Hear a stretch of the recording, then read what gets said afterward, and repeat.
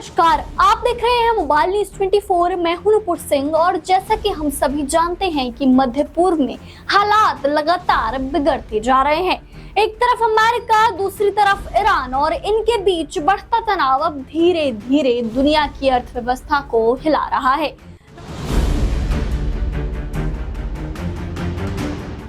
आज हम आपको इस रिपोर्ट में विस्तार से बताएंगे कि अमेरिका और इजराइल द्वारा ईरान पर जो हमले किए गए और उसके जवाब में आत्मरक्षा के तहत ईरान ने जो जवाबी हमले किए हैं, जिसके बाद मध्य पूर्व में युद्ध की स्थिति से अमेरिका को कैसे फायदा हो रहा है और पूरी दुनिया को नुकसान हो रहा है। जबकि आमतौर पर माना जाता है कि जो देश युद्ध में है उसकी मुद्रा नीचे गिरती है, परंतु अमेरिका के साथ ऐसा नहीं है। उसका डॉलर ऊपर ही भागता जा रहा है और अन्य देश की मुद्राएं नीचे गिरती जा रही हैं। सवाल बड़ा चौंकाने वाला है।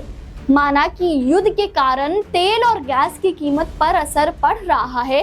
भारत में अभी से ब्लैक में गैस 1800 से 2000 के बिक रहे हैं। आम लोगों के जरूरत की चीजों के दाम बढ़ रहे हैं। स्वाभाविक है कि ईरान के हॉर्मुज जल डमरू मध्य पर हमले शुरू कर दिए हैं, जिस कारण कच्चा तेल और गैस नहीं आ पा रहा है। लेकिन अमेरिका जो युद्ध लड़ रहा है उससे तो तेल और गैस की किल्लत के अलावा गोला बारूद और अन्य सैन्य खर्चा भी करने पड़ रहे हैं, तो उसका डॉलर गिरना चाहिए, लेकिन यहाँ तो उल्टा ही हो रहा है, उसका डॉलर बढ़ता ही जा रहा है। तो सवाल उठता है कि कहीं ऐसा तो नहीं कि अमेरिका अपनी अर्थव्यवस्था सुधारने के लिए जानबूझकर मध्य पूर्व में युद्ध कर रहा हो। कहीं अमेरिका ही तो नहीं अपने मिसाइल से अरब देशों पर हमला कर रहा हो। कहीं अरब के अरामको रिफाइनरी पर इसलिए तो बम नहीं गिराए गए ताकि अरब की जो तेल उत्पादन क्षमता थी उसे कमजोर किया जा सके, ताकि अमेरिका की जो तेल कंपनियां हैं उसको फायदा हो और अरब देश ईरान को दोषी समझे। सवाल यह भी है कि जब रूस यूक्रेन पर हमला करता है तो अमेरिका उस पर प्रतिबंध लगा देता है और रूसी तथा यूक्रेनी मुद्रा कमजोर पड़ जाती है। लेकिन अमेरिका ने जब ईरान पर हमला किया तो भी उसे फायदा हो रहा है, उसका डॉलर बढ़ ही रहा है। इसलिए अब पूरी दुनिया को सोचना होगा कि अमेरिका कभी हमारा हितैषी नहीं हो सकता। हालांकि भारत के प्रधानमंत्री नरेंद्र मोदी ने देर ही सही परंतु कल ही ईरान के राष्ट्रपति मसूद पेजेस्कियान से फोन पर बातचीत की, भारत की स्थिति से अवगत कराया और ईरान में हो रहे युद्ध पर भारत की प्रतिबद्धता को दोहराते हुए एक दूसरे की समस्याओं पर चर्चा की। खबर यह भी है कि ईरान ने भारत को भरोसा दिलाया है कि वह हॉर्मुज स्ट्रेट में भारत के टैंकरों पर हमला नहीं करेगा। अगर ऐसा होता है तो भारत में बढ़ते गैस सिलेंडरों की समस्या और पेट्रोलियम पदार्थ की समस्या दूर हो सकेगी।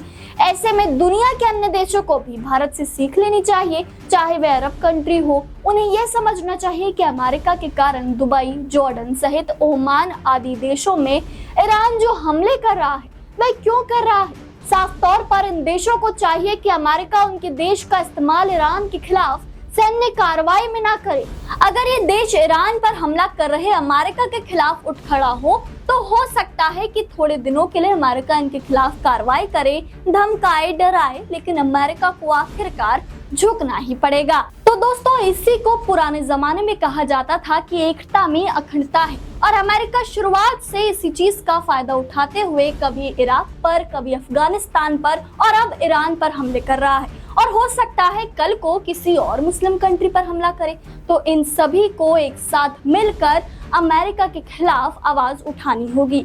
आपकी इस सब पर क्या राय है हमें कमेंट्स में जरूर बताएं। वीडियो जरा भी इंफॉर्मेटिव लगा हो तो इसे लाइक करें, शेयर करें और ऐसी तमाम चीजों से अपडेटेड रहने के लिए हमारे चैनल मोबाइल न्यूज 24 को अभी सब्सक्राइब कर लें।